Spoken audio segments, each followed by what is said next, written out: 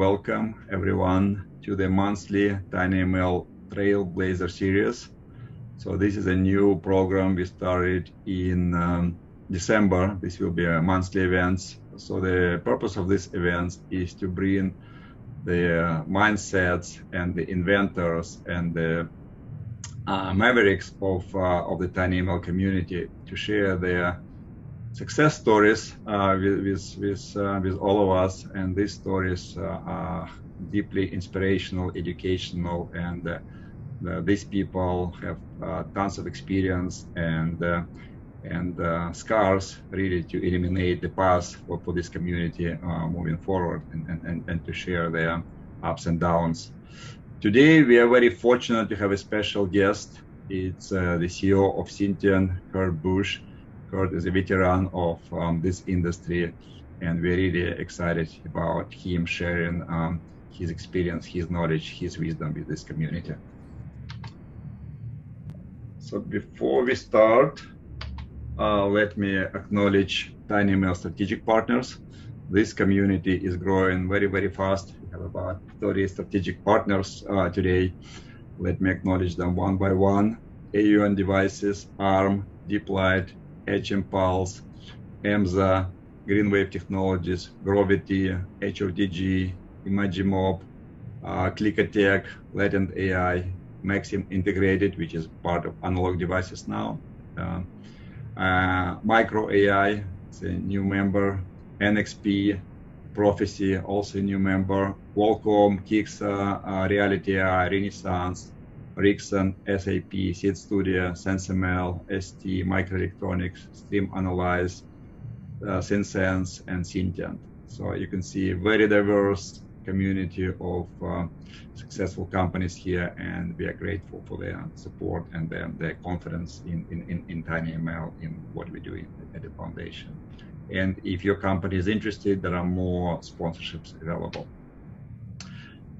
So next announcement is about our big event coming up in just 2 months. So it's our annual flagship event, the tinyML Summit 2022. It's going to be in-person event in the Bay Area here near the San Francisco airport. So you see details on the website, and registration will be open soon. And just like last year, this will be jointly with the tinyML Research Symposium that will highlight advances in the academic community and research community in this space. So just keep an eye on announcement there, and hope to see you there. We also encourage you to look at the tinyML communities. They grow also very, very fast. We have meetups groups. It's like 42 groups in 33 countries, close to 8,000 people there. And tinyML community on LinkedIn with a few thousand people there too. So you're very welcome to join and be actively engaged and participating in tinyML events as the ecosystem grows fast. One housekeeping item here, this video is going to be available on YouTube this week, so you can forward it to your networks, people who miss this event live. So the link is very simple, youtube.com/tinyml. There is a QR code there, and this channel has a lot of videos there and a lot of subscribers. So yeah, the video is going to be available. So at this point, let me introduce our host, Chris Rowen. Chris Rowen is very well known in our tinyML community. He is one of the founding members. He's a tinyML innovator and a technologist at his heart. He has a long history of innovations and successful startups in the Bay Area and kind of in our area in the silicon technology space. Currently, he is a vice president of engineering and products in Cisco. And before that, he was a co-founder and CEO of Bubble Labs, a successful company that was acquired by Cisco recently. Before Bubble Labs, Chris was Chief Technology Officer for Cadence IP Group. So I think this is not needed to be introduced. I mean, everyone knows this. And he founded Tensilica back in the late 70s.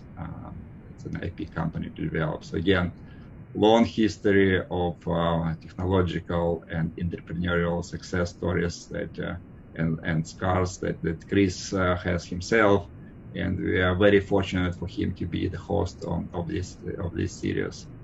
And he has a lot of credentials there. He got his master's and PhD from Stanford, a bachelor from Harvard, and he was named as IEEE Fellow in 2015 for his work in development of microprocessor technology.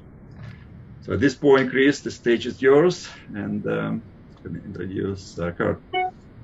Great.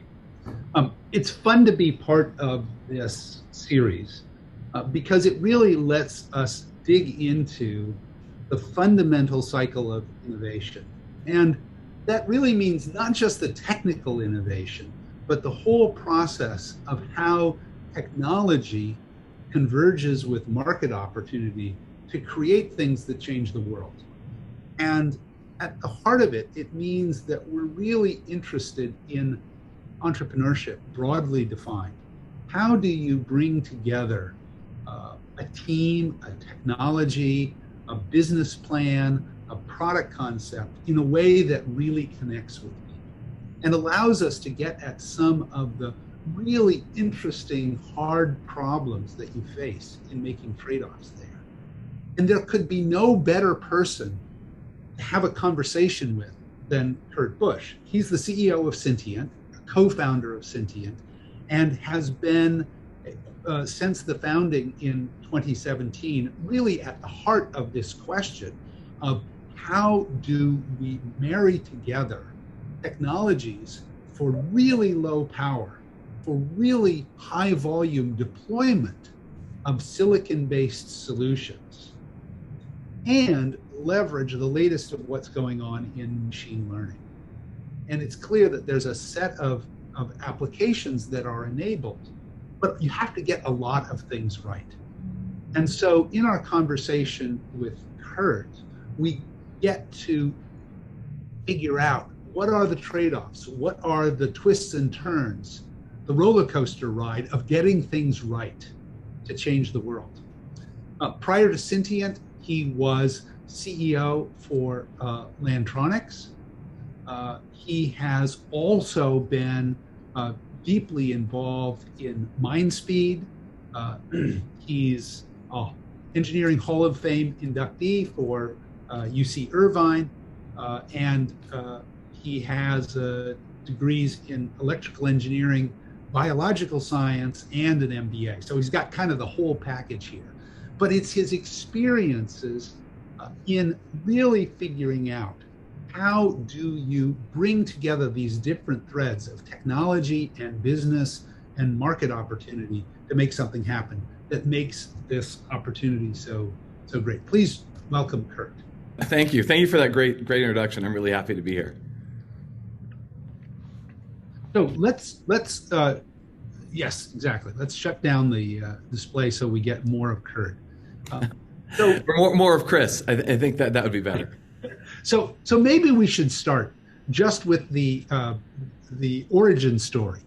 Where did Syntiant come from? How did you and your co-founders decide to do it? And what at that time was the mission that you were setting out to address? Sure. When we started with the idea of Syntiant, it was early 2017, and I met Jeremy Holloman, who's our chief scientist now, and he had an idea to build a very low power neural network silicon, if you will. At the time, it was analog based, but it was still using a lot of the same ideas of a massively parallel architecture and modest precision and really optimizing around memory access. And we said, okay, so here we have an idea that largely came from a professor, and then we looked at the market at the time and said, there's deep learning has transformed the value of compute in the data center. I mean, I think that's indisputable at this point when we look at the value of NVIDIA and the things that are going on with deep learning in the data center. And we said, why don't we move deep learning to the edge? And edge processing, used to be something unusual, but now it's even in greeting cards. And there's something like 20 billion small processors sold every year, and none of them natively do deep learning. And we said, okay, that is something that is something we'd like to do. And then we looked about how to do it, and we said, okay, the key to silicon is really volume. So let's expand the founding team to have a group of people that can cover all of the bases. So unlike many companies that have one founder or two founders, Syntiant actually has four. So we recruited Peter Vorenkamp, who used to run operations at Broadcom and probably has built and shipped, probably more chips than probably, 10 people on the planet. So he was really an expert on silicon development and execution, and recruited Steph Bailey, who I'd known for a long time, to do software and architecture. So we had this idea from day one that Jeremy would make sure we could build one of them. Peter could make sure we could build billions of them. Steph would do the software and architecture, and I would try to extract some money along the way. And that was really the point of how we started Syntiant.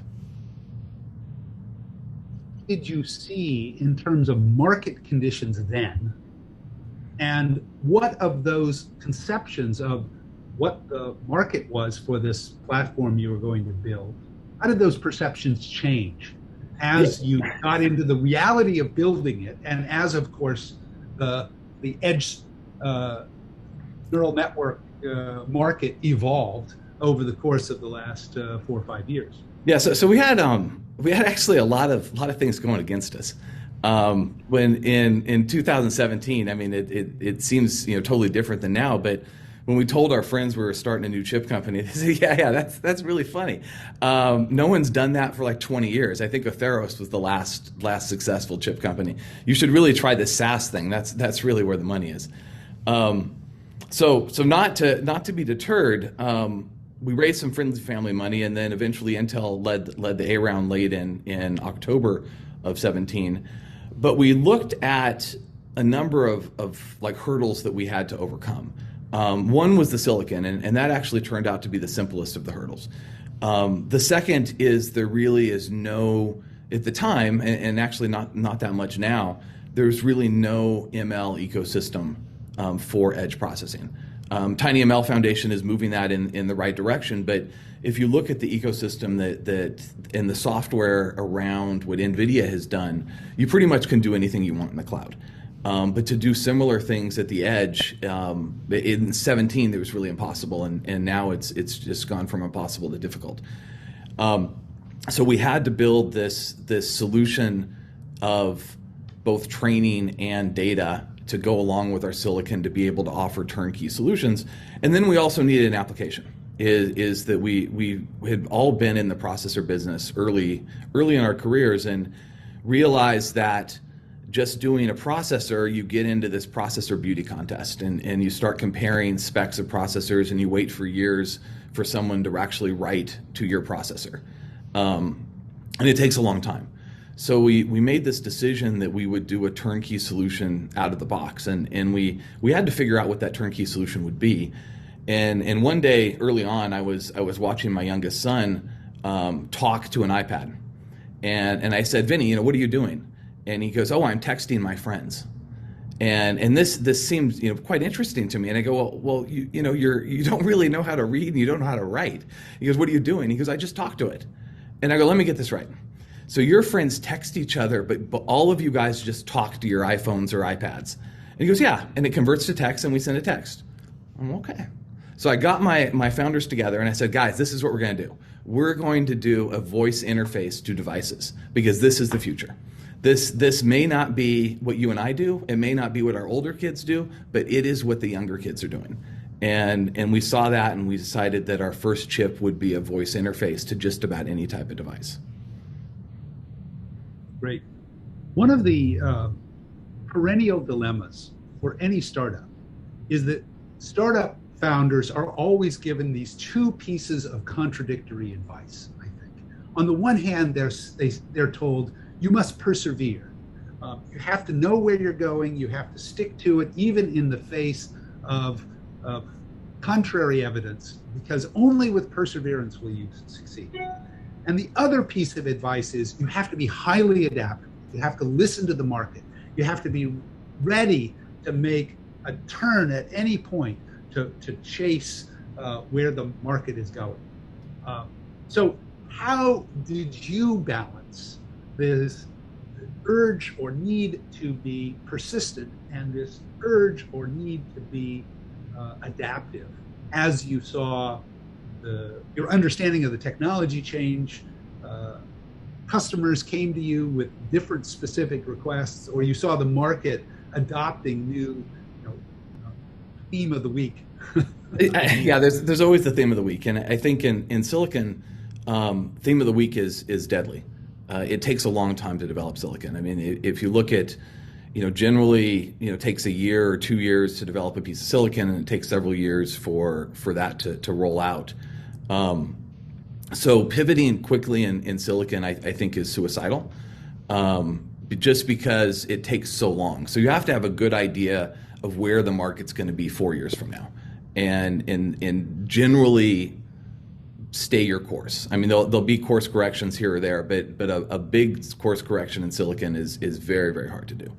But you have to persevere, because there's all kinds of problems that you're going to run into. And we, very early on, we started down the line of building an analog neural network, and this was a pretty significant technological change that we did. And we actually built one. We built one using Flash. And we saw that we can get very, very efficient Mac functionality, but the architecture limitations due to the Flash actually made overall efficiency not that great. So we saw that we could trade off time to market and an increase in overall efficiency for a very, very efficient Mac function in a Flash memory. So we pivoted away from doing an analog neural network to doing totally a digital one, but our customers really didn't care. They were looking for a solution, and as long as we kept that direction of delivering the solution to the customer base, it all worked out. They didn't really care what was actually in the silicon itself. But that was a pretty big, I'd say, pivot early on, where we decided to abandon one way of doing the technology and apply the same principles, though, and then do it all using SRAM. One of the other great dilemmas is how narrow and how new a market you pursue. Again, one of the great dichotomies is you can go chase big markets where, somewhat tongue-in-cheek, the outcome is you get 0% of $1 trillion market. Or you can say, I'm doing something really unique. I'm going to focus in this emerging area, and you get 100% of a $0 market. How did you navigate that trade-off in terms of not only how broad or narrow, but most especially how established versus emergent a end use segment you were going to pursue? Yeah, this was, I think, the topic of probably all of our conversations for the first 5 months of existence. And the architecture we came up with, or what Jeremy came up with, really could scale to data center class devices. And we looked at the market and said, okay, here's NVIDIA spending hundreds of millions of dollars to keep their lead, and in servicing the market in a very adequate way. I mean, it's no one is complaining about what they're doing. In fact, they're doing a fantastic job. So we looked at that and said, okay, we can go after that market, which is more likely the 0% of the $1 trillion market, a tiny little company trying to compete with NVIDIA, or we could go after a market that we think is the application, and we can be the only one there. Early on in my career, I was at a startup where I had presented to the board, say, look, our new architecture is 10 or 20% better in, let's call it these 20 parameters. And one of the board members told me something that I will never forget. He said, it doesn't matter that you're 10 or 20% in every parameter. No one's going to buy it. You need to be 100x or 10, at least 10x better in one parameter, and find someone that cares about that. And we use that as a guiding principle at Syntiant, is let's do something that is exceptional that other people are not doing. So we took the approach of let's go after an emerging market, let's be the only player there, and that is the bet we will take. And it's actually paid off quite well. We decided to go after an ML market at effectively under 1 milliwatt, and there wasn't anybody playing in that space. And maybe we'll expand to under 10 milliwatts, probably not a whole lot more than that. But going after the emerging market, there seems to be a lot of interest, and it's actually worked out quite well as opposed to going head to head with a huge player. But that's there's lots of challenges with that, right? Because you have to convince people to invest in your company when the market doesn't quite exist, which is a lot harder than saying, look, there's already several $100 million of revenue in here, and I just need to get 1% of it. That's a really important observation. I think particularly around you really have to stand out in order to make a difference. The barriers for startups, the barriers, especially for silicon startups, are really quite enormous. The backdrop here, and sitting in a big company at the moment, I know the power of the supply chain organization. And supply chain organizations have as one of their top goals is to have a better managed, more stable, shorter list of suppliers. They want to be able to manage their risk extremely well. And startups, all other things being equal, are great sources of risk for the supply chain, and particularly as you aspire to high volume. So how have you addressed this question of being either lower risk or worth the risk associated with being a startup in a world of supply chain managers who, in a sense, hate risk? Yeah, and no supply chain manager is going to lose their job from buying from a TI or someone like that, right? So, we actually started off from this is really both sides. One is that you need to build a team that has the gravitas and the history of supplying millions of chips. So we built an ops team, largely ex-Broadcom folks that are accustomed to shipping millions of units a day. And when you have that kind of background, it starts soothing that relationship. But regardless of how good your team is, if there is an alternative from a larger company, the startup is really at a disadvantage. And we took this approach of let's build ML solutions at under 1 milliwatt for battery-powered devices. So very specifically, we drew a box around our business that said we're always on ML for battery-powered devices. So when the supply chain person goes to the engineer that spec'd us, then the first thing they say is what is the second source for this? And the engineer responds back, there is none. This is the only option I have. And when my other customers and my investors ask these questions, is that almost, let's call it 90% of the customers that Syntiant has today, it is either use Syntiant or not use it at all.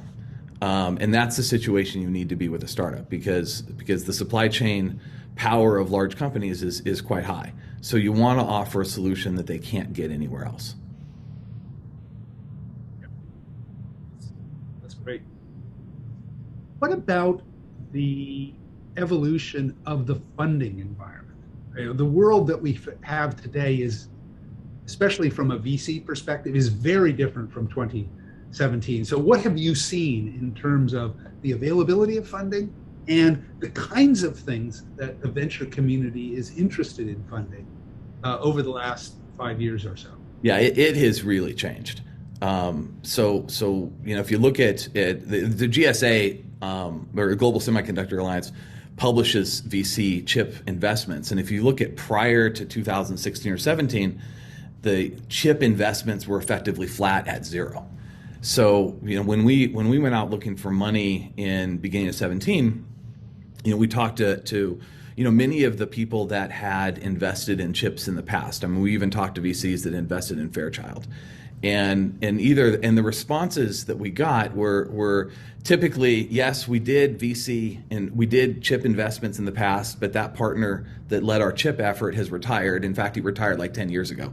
So we could go dust him off and try to get him back in here, but that's probably not going to work. Or two, if they were still in the game, they said, look, I'm not going to ever invest in chips again. So we actually went with, for 9 months, or pardon me, almost 10 months of hearing no's. Towards the end of 2017, we had 3 term sheets for the A round, and we ended up going with Intel Capital to lead our A round, primarily because the strategics were in the game. They understood what was going on with deep learning, and they probably had a little bit better view than the financial VCs in what's really going on at the customer base and how much people really like deep learning. We again went with a bunch of strategics the following year with our B round in 2017, but now fast forward to 2022, the environment has completely changed. I mean, there are hundreds of startups that have been founded doing silicon, doing deep learning silicon, doing other types of silicon, and the VCs have seen that not only is this a good area, probably has a lot to do with the public silicon companies have gone from let's call it 5 or 6x revenue multiples to 20 to 30x type revenue multiples. So there's a lot of financial reward now in semiconductors, and that is really helping drive venture investment in the small startups. So it's entirely a different world than it was, let's say 4 or 5 years ago. At one level, you might be tempted to say to the potential semiconductor startup today, "Oh, don't bother. It's all done now. It's over." But really, what advice would you give to someone who's thinking about starting something, broadly speaking, in the semiconductor space, especially around either ML or around low power? What are kind of the things that you think people should keep in mind if they're standing at the edge of that cliff, deciding whether or not to take the big leap? I think I'd say, well, the first one is the classic startup CEO advice: is you need to be persistent. Starting any type of a company is not for the faint of heart, and you're going to hear a lot of no's. And the key is really continuing. Don't let those no's get you down. You just need to keep going. But specifically for silicon, is that our society is becoming more and more dependent on silicon in any types of devices, and we really have seen it now with the semiconductor shortage. But if you look at just the last couple of years, we've gone from almost, well, I don't know if it was mostly services and a little bit of product, and when everyone's locked at home, services went down and product went up. And all of the products today, or most of the products today, have some kind of semiconductor content. And I think that in itself creates an amazing opportunity. And it may be deep learning, it may be something else, but there's going to be room for more and more innovation in the chip business. And I think that the biggest, well, actually it was part of our thesis when we started Syntiant, is that if you look at the large chip companies, there's a huge amount of mergers and acquisitions. There's consolidation going in the chip business. It is a mature business. And being that it's a mature business, the CEOs of the large chip companies are really driving towards EBITDA. They're driving towards profit. And when you're driving towards profit, you're not really willing to take huge bets from an R&D standpoint. So startups create this opportunity to do your R&D off the balance sheet as opposed to the income statement. So startups can feed innovation into the semiconductor space. And if you look at the valuations of the large chip companies, they're trading at multiples that they've really haven't seen before. And that allows them to really wait for startups to be successful in the market and then purchase those for equity or cash, whatever it happens to be. But that is a huge opportunity for startups in the chip business, is that the big companies can look to startups to drive the innovation and then pick the startups that are successful.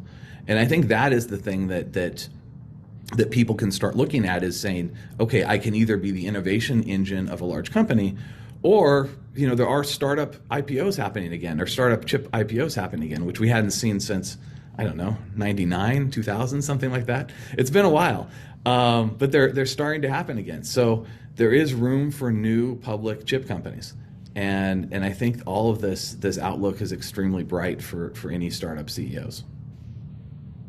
Let me suggest to people that they start thinking of questions so that we have a good flow of questions to work from. I've got a new theme that I want to dig on a little bit. It is truer than ever that even a silicon company ultimately has to be a software company. That is, a piece of silicon without software is just some very expensive beach sand. So how do you think about the software ecosystem? How do you think about what you need to do yourself and what you expect either your customers or third parties to provide to make the full solution? Yeah, I think this is really the crux of the story today, Chris. When we started with this idea of ML at the edge, there was no ecosystem whatsoever to do edge ML, and we compare it to, let's call the microcontroller ecosystem, which is the other low power devices that you see, is that there's somebody, if you're using an ARM microcontroller, from any of the major microcontroller players, there is someone that will supply you software to do whatever you need to do. That is readily available. But there's no ecosystem for ML. So in the early, and actually still on our website, is you see this puzzle piece of semiconductor design and deep learning. And we decided from the very beginning that we would interleave or rotor tiller, if you will, our deep learning and our semiconductor designers to make the chips and the software work very, very well together. And we decided that we would build up the aspects of the ecosystem that didn't exist yet. So we built a training platform, we built a data platform, and we use all of those things to be able to offer turnkey solutions to our customers. The world is changing. More and more people are programming deep learning themselves, but go back 4 years ago, it was really only the hyperscalers that were deploying deep learning. In that, if that ecosystem is, well, if you're waiting for the ecosystem to develop before you get any revenue, you're kind of in a very bad spot, because the ecosystems take a long time to develop. So that is really my advice for anyone going down this road, is that what are going to be the barriers between you and revenue, and make sure that you can either use a partner to do it or do it yourself. We started off thinking we would be 50% software and 50% hardware developer engineers. Today we're probably closer to 75% software folks and 25% semiconductor folks. So what does that mean then about the evolution of the culture of the company? The culture of a company is sort of one of these very nebulous but critical characteristics of building a team that can execute and which has faith in the future, sometimes against all odds. So tell me a little bit about how you developed the culture of Syntiant. Yeah, culture, I think, is one of those things that's often talked about and I think often misunderstood.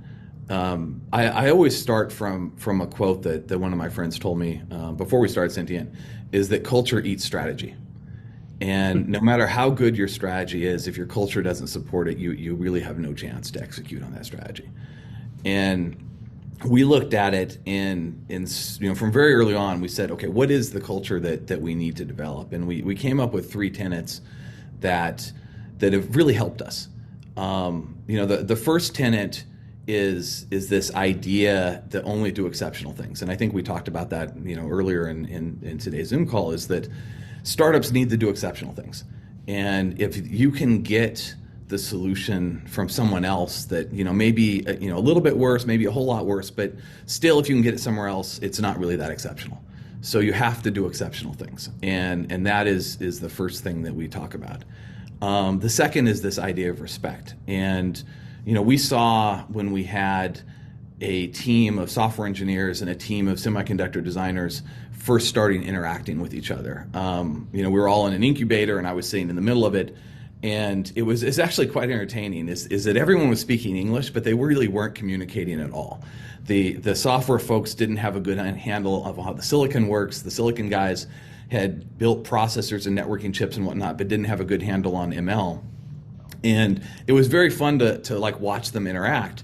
But the key of that was really respect of how we can show respect for folks that come from, different backgrounds. They all have something to add.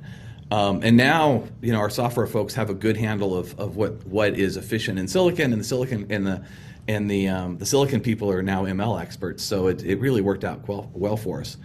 And the last one is this idea of gratitude, is that we have a team that is working together, and we have this idea or this premise that I talk about, that no person really is an island, is that we get here because of teamwork. And this has been a very important thing, being that we're mostly working from home now, is how we get people to still work together. When we started off, we were all in incubator with cubes really close to each other. It was you couldn't avoid your colleagues. I mean, they're right there on top of you. Now working remotely, we really have to go out of our way to work with our colleagues. And every 2 weeks, we give the opportunity for employees to stand up at the all hands meetings and thank other employees for the work that they've had to help them. So, one employee can thank another employee that says, such and such helped me with this thing. And it does a couple of things. One, it starts creating this bond between different groups in the company. And then it also helps other people know what's going on in the company, which is another big challenge when we're all working remotely. So, adding the complications of COVID in the middle of starting a new company is not something I think anyone would ask for, but it seems to have worked out okay. Yeah, amen to that. Babel Labs was started about 6 or 9 months later than Syntiant, and there was just this completely bizarre transition from being all on top of one another to everybody being remote. And even now, running a big group inside of Cisco, I've only met a handful of Cisco people face to face. I think 12 people at Cisco, even though I have a 120 person organization and went through the whole process of selling the company and integrating into the vast complexities of a 75,000 person corporation. Really hard. We had our second silicon come back in March of 2020, and it was like, okay, how do we debug this thing remotely? And fortunately, we came up with a very good way that we could do it all remotely with one person in the lab and have 20 engineers remotely connect to it. But it was our first effort at a total remote debug and bring up of a new piece of silicon. Wow. We have some questions starting to come in, so maybe I can turn to some of those questions. James Tandon asks, recently in the tinyML space, binary neural networks, network pruning seem to be hot topics. As research reveals new ML algorithms, how do you make silicon future-proof to new algorithms that have yet to be developed? Yeah, that's definitely a challenge. As time goes by, if we look at just the evolution of Syntiant, is our first chip was very simple. It was a 500,000 parameter 4-bit fully connected networks, and it was designed to do something very, very specific. And then our second silicon was really designed to address that issue. Is that we built a piece of silicon that had the major macros of convolutions and fully connected and LSTMs, recurrence and whatnot built into it, and then the abilities to do 1-bit, 2-bit, 4-bit, 8-bit, 16-bit weights and various different kinds of activation functions. So the more types of flexibility you need, we learn about, right? So you come out with a new piece of silicon, it's going to exist for, let's call it has a good design window of let's call 5 to 8 years that you're selling the silicon. You build in more flexibility, and then our next piece of silicon, the Syntiant Core 3, will have even higher levels of flexibility. So you spend a lot of time trying to predict where the world's going to be, 3 or 4 years from now, and add those things in. And sometimes you get it right, sometimes you get it wrong. But generally is more flexibility as time goes by is a better option. Yeah, I mean, there is a classic trade-off between flexibility and optimality, and especially for silicon people, figuring out where you live on that trade-off curve is one of the key pieces of strategy. But certainly the overall tide is people need flexibility. That optimality is ultimately measured at the system level, not at the transistor level. And so optimality has to include sort of all of those software layers. And the first step in software optimality is software availability. And key to software availability may be, I need flexibility built in. Yeah, so I think that's a great point, Chris, is that, and this was something we realized when we moved from the analog neural networks to the digital ones, is that building a super efficient Mac in analog was not the end of the world. I mean, it was not an end all. What we needed to do is look at real neural networks, map those neural networks to the silicon to figure out what is the optimal solution and how can I eke out the maximum amounts of performance running a real neural network. And that's really the main part of our process today, is that we look at real neural networks that would fit into our silicon and try to come up with the optimal solution for the end application, as opposed to, what is the absolute, smallest amount of picojoules I can do and multiply and accumulate. I have a question here from Goching Miao. What are the biggest challenges you see so far in running Syntiant, especially on the business side? Yeah, our biggest challenge now is, it's a problem everyone should want to have, is that the number of customers that want to use deep learning in the edge is vastly larger than the number that we can support today. This is, if you hit it right, I mean, I look at startups as that, it's like throwing darts, and your first chip, you want to at least hit the wall. It'd be nice if you could hit the dartboard, but at least hit the wall. You don't always hit the wall, but we did pretty well. I mean, we got pretty close to the bullseye on the first chip, and I think right on the bullseye on the second chip.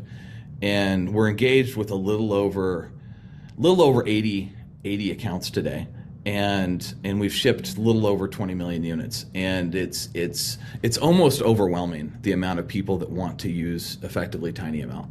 And it's a good problem to have, but it is something that you have to figure out, is how do you scale the business, going from, let's just prove that it works, let's prove that it works well, let's prove that it's better than the alternatives, to, shipping millions and millions of devices to lots of different people. There's a series of questions from Alvin. I'm just going to choose one of them to start with. Voice recognition AI standards and systems are set very high by Microsoft, Amazon, Google, and Apple. How can you make local edge-based AI accelerators meet those high standards, which are set essentially by cloud-oriented systems?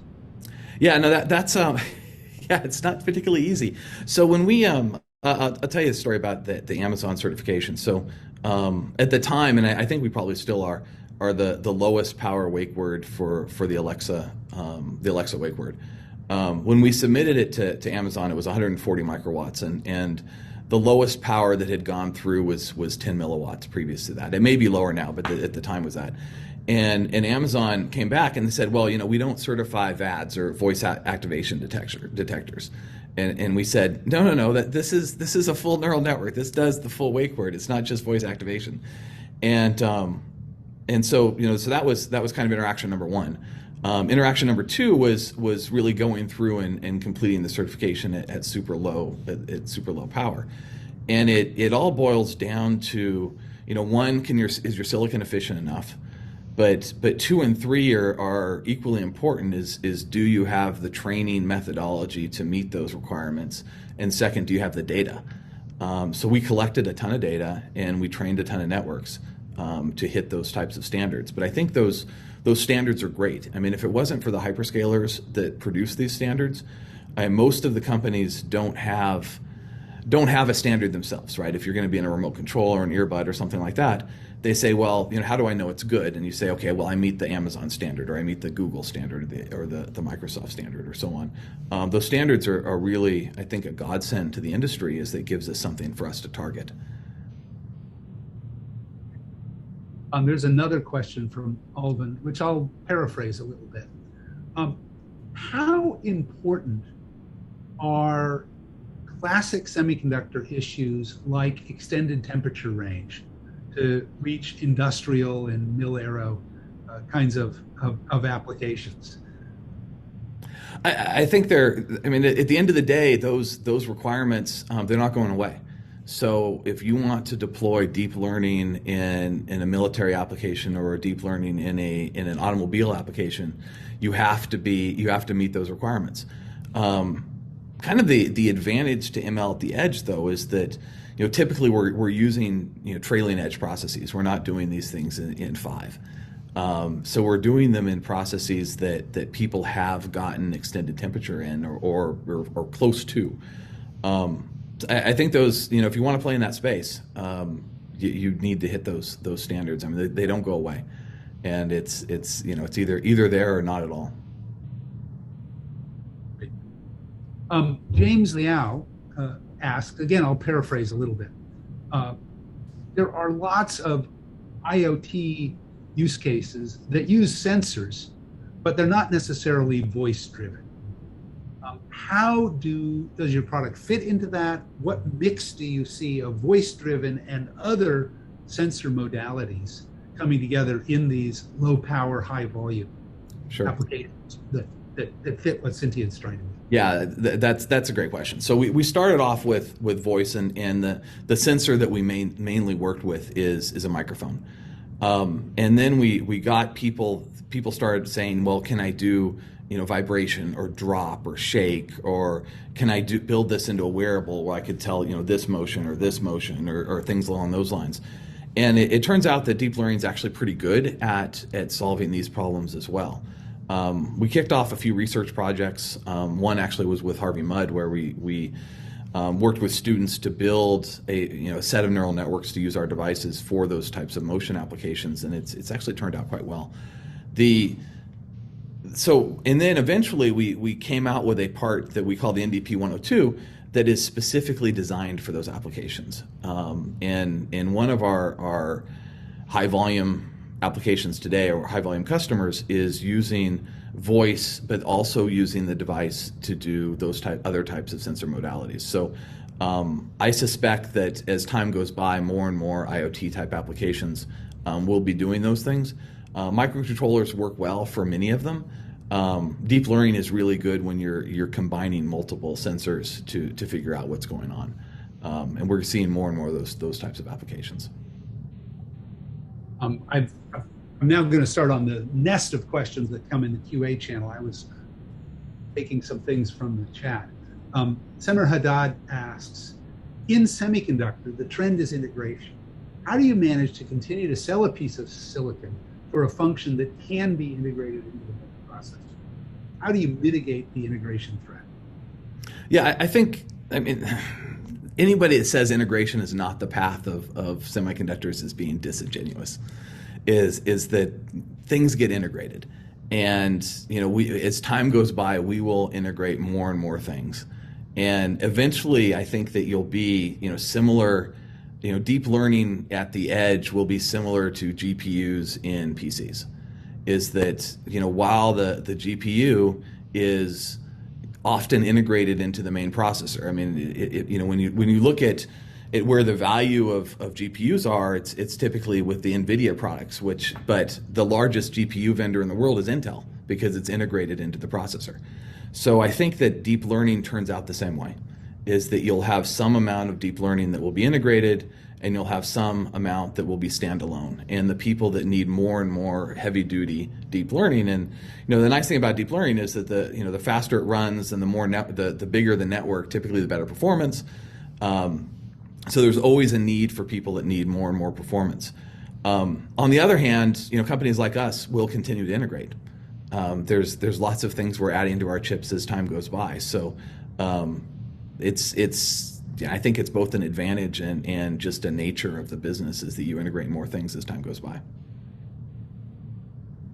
Francesco Gadaletta asks, do you think RISC-V could change the game of chip companies somehow? What's your opinion about open hardware? Yeah, I actually think it's a great idea, but I really am not the person to talk to about this one. I think, Chris, you could give a better answer on RISC-V than I can. Yeah. Right. To me, it's all about the business model. As Kurt pointed out, an architecture argument about RISC-V versus ARM, gets down to, it's 10% better here, it's 20% better there. That's not going to move the needle for an architecture or for a company. It is all about, does ARM leave enough room for somebody who comes in with a very different business model concept to establish a beachhead and build an ecosystem. I know from personal experience that creating all of the ecosystem, all of the de facto momentum around processor architecture is one of the hardest problems in all of tech. You don't, unlike a semiconductor company where you measure progress in years compared to software companies where you're measuring it in quarters. For architecture, you measure it in decades. And so the longevity, the story arc for architectures is extremely long, and it represents a huge barrier to entry unless you change the rules very fundamentally. And I think the jury is out still on how fundamentally does RISC-V change the rules. But it has some real potential to change the rules enough to get a place in the sun over the decades. Let's see. John Hyo asks, the big tech companies seem to be developing their own customized silicon. Google TPU, Tesla Dojo, Apple NPU, etc. How should startups play a role in this space? Should they focus on serving new and emergent applications instead of the big tech? That's another great question. If you look at the big tech companies, the hyperscalers building their own silicon, they're typically building it for their own consumption. Generally it's not readily available to the mass market. So, it's always good to have one of the whales as a leading customer, right? If you have a whale customer to begin with and on day one they order 10 million units, that's great, right? So, but if you can't do that because they're building their own silicon, then you really need to look at who else are you going to sell to.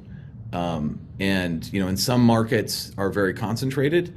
When I was selling network switches, it was the world of, there was 5 people competing for one socket at Cisco. You don't want to be in that boat. That was no fun.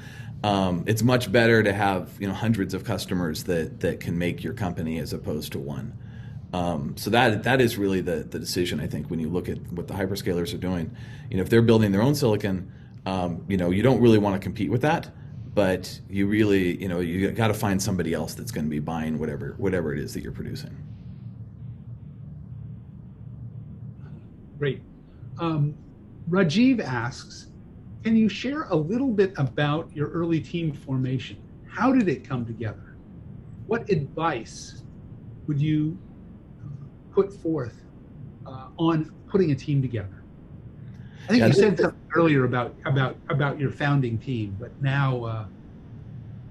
So we're actually quite fortunate is that we had a pretty experienced team. Many of us had done multiple startups in the past, had run either around a public company or senior roles in public companies. So we had a good amount of connections in the industry, and we built a team with a focus on execution. Is that we had a application that was the voice and the wake words, the wakes and commands to start with. We had an architecture. We said, okay, how can we find the very best people for execution? And our first employee was a guy by the name of Dave Garrett, who's our chief architect now. He came in from Broadcom. He came from the CTO's office, executed like a madman. I mean, we did the first tape out in under 6 months. It was a first time right, and we had it up and running in under 10 hours, all-time record for all of us. But if we hadn't focused on hiring and recruiting the absolute best people we could find with a very, very specific goal, I think many startups or even business units within big companies wander in the wilderness for a while, and you just keep hiring people hoping that some amount of critical mass will happen, and then you'll suddenly decide what to do. Our choice was not that. It's like, here's the goal, here's the specs, let's just go do it. But it did involve us pivoting dramatically from doing it in analog to doing it in digital, but we still were building the same product. Here's a question from a student, Chidam Bararajan. Will your chips be available as DIY kits to integrate into devices like Raspberry Pi? Yeah, absolutely. So we recently launched one. We call it the tinyML board, and it's available on DigiKey or Mouser, maybe both. And there's a link to it on our website. You can buy it, and it comes set up with the Edge Impulse software for do-it-yourself or educational type applications. Our idea is that let's put ML into everybody's hands, and then next year we'll have more and more of these things available to people. Benjamin Fishman asks a set of questions that are really about supply chain. I mean, the world as a whole has gone through hell in the last year plus on semiconductor supply issues. How have you managed basics of wafer supply and access and the crazy environment that creates in the supply chain as a whole? Yeah, so being that we're relatively small, so we don't need a lot of wafers, and our ops team has extremely good relationships with our suppliers, and our suppliers have been amazing. We have not seen any shortage of Syntiant chips. The plus is that we don't need that many wafers, but that's also kind of the downside is we're not that big to our suppliers, but we have very good relationships, and they've supported us. But the supply chain shortage is a real thing, and it's causing a great deal of pain in lots of places. And generally we see our customers struggling to get other parts to complete the design. So you can't ship half a phone, you can't ship half a remote control, you can't ship half this or half that. So we have seen certainly a slowdown of products going out the door, generally due to they can't get all the parts on the devices, and we're starting to see that loosen up a little bit. And some of the CEOs of the big companies have come out and said that's the supply chain crunch is starting to loosen up a little bit. I'm hoping it'll be done by the middle of next year, or middle of 2022, pardon me. But I think that's just hope at this point. So it's indication says that it will, but we'll see where that goes. That's great. I think we're coming up to the top of the hour. I remind people that there is a survey to fill out. Give us one more closing word, Kurt, and then we'll turn it back over to Evgeny. Yeah. So first of all, I want to thank everyone at the tinyML Foundation. AI has transformed compute in the data center, and it's going to do at the edge. And it's not going to happen just at the work of one company. It's going to be just as I say within our own company is no person is an island, no company is an island as well. It's going to take an ecosystem. It's going to take a lot of people, a lot of smart people developing lots of neat things, and that when we see AI be developed into or being deployed in all kinds of things, I think it will really be an increase in the benefits to humanity. And that's really where I'll leave it, is let's make tinyML happen together. Thank you so much. Back to you, Evgeny. Yeah, thank you, Chris. And thank you, Kurt. It's been an amazing conversation. Definitely, I think we appreciate Syntiant doing exceptional things. Definitely, we respect your all gray hair, your experience in this space, your scars. I think you built an exceptional team, and you guys building really great things. And very grateful for you and the team to be part of this amazing tinyML community and driving this community to kind of big things for the sake of the humanity of the state. I think it's really exciting to be part of it. Thank you again, and thank you, Chris, for sharing your wisdom too. I think it's very, very valuable for the community. And just a quick announcement: our next tinyML Trailblazer event will happen on February 2nd, and that will be Joe Urbina, the CEO of Cartesium. This is a company that was acquired, a French company that was acquired by ST Micro last year. So I think it will be also very interesting to hear the acquisition story there as well. And stay tuned. And thank you again for joining. And thank you, Kurt, and thank you, Chris, for being amazing guests and hosts today. Thank you. It was my pleasure.